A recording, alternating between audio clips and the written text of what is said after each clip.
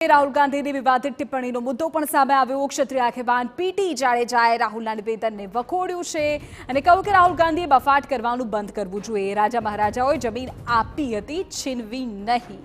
રાહુલ ગાંધીને રાજા રજવાડાઓના ઇતિહાસનું ભાન જ નથી તેમ પણ કહ્યું।